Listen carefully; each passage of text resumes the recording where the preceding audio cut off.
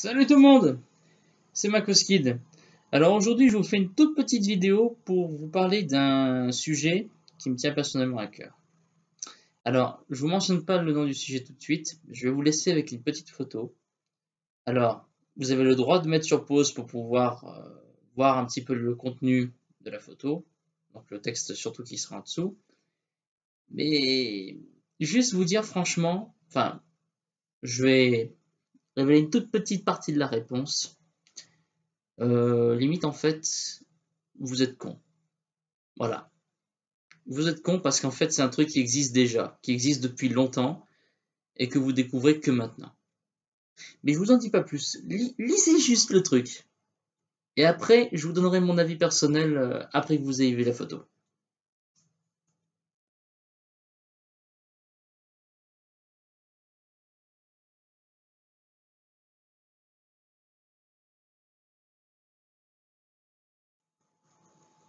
Alors évidemment, vous l'aurez remarqué, vous vous serez dit, mais c'est vrai que c'est compliqué, putain, quand je passe la tondeuse, quand le sac est trop plein, je suis obligé de l'enlever, je suis obligé de vider, trucs comme ça, je perds du temps.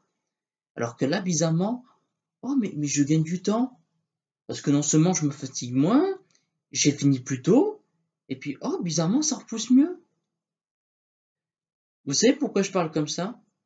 Parce que cette pratique, le mulching, ça existe depuis longtemps. Mais ça existe depuis tellement longtemps et que vous êtes tellement resté reclus dans vos immeubles, tout fait de béton, etc., que vous n'avez même pas pris le temps de les quitter, ne serait-ce que pour une journée, et aller à la campagne. Franchement, autant on peut dire que les campagnards sont cons, les citadins, n'en parlons pas, hein. Alors là, franchement, c'est comme les gamins qui vous disent, quand on leur pose la question aux citadins, les gamins, ils vous disent quoi quand on leur demande, tu crois qu'il vient d'où le lait? Qu'est-ce qu'il va te répondre le gamin? De la brique de lait. Peut-être pas, non. Enfin, à moins que tu connaisses le vrai magicien qui a fait apparaître le lait dans la brique de lait, moi j'aimerais personnellement le rencontrer. Parce que moi, sinon, je connais des personnes qu'on appelle des éleveurs, qui ont ce qu'on appelle des vaches, qui sont des animaux, qui produisent du lait. Et à la base, ce lait, il est fait pour leur progéniture, parce que oui, bizarrement, même à la campagne, il y a des gens qui font l'amour, il y a des animaux qui se reproduisent. Ah, bizarrement, on a les mêmes trucs qu'en ville. Mais c'est quand même une découverte monumentale, ça. Franchement, on a vraiment été cons de rester en ville, alors que juste à côté de nous, il y avait des gens qui font exactement comme nous. Je sais pas, je pensais pas que ça existait, ça. Franchement, et c'est une découverte, franchement, et notez ce jour-là dans votre calendrier. Mettez-le bien. Mettez-y une croix. Mettez-y une croix, parce que grâce à moi, vous avez découvert un truc, ou peut-être, j'ai envie de dire un peu de manière hypocrite, redécouvert un truc. Non, sérieusement, les citadins, va falloir vous ouvrir un petit peu plus au monde. Non pas au monde extérieur par les réseaux sociaux, mais bien au monde dans lequel vous vivez, au pays dans lequel vous marchez. Vous vous rendez compte un peu? Laissez croire des gamins que le lait, ça vient de la brique de lait et que tout le reste, ça vient pas de la campagne. Franchement, vous ratez un truc. On vient tous de la campagne. Avant même que les villes soient construites, on est tous nés dans la nature. Nous sommes des produits de la nature. Mais ça, vous êtes tellement con, vous avez l'esprit aussi étroit que les rues dans lesquelles vous marchez, vous n'êtes pas foutu de vous en rendre compte.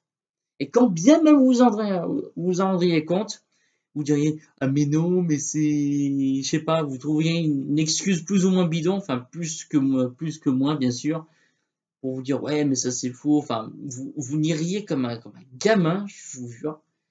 Alors la prochaine fois que vous trouverez une activité qui est semble-t-il révolutionnaire, avant de dire qu'elle est révolutionnaire, vérifiez bien qu'elle n'existe pas déjà et qu'elle n'est pas encore en pratique, si ce n'est à la campagne ailleurs. Mais vérifiez bien que ça existe déjà, parce qu'au moins ça vous évitera des problèmes, ça vous évitera des scandales, etc. Et je pense que là, je pense que le nombre de cons en réduira beaucoup, notamment dans votre progéniture. Donc la prochaine fois que vous entendez parler d'une pratique, vérifiez bien qu'avant, ça n'a jamais été fait.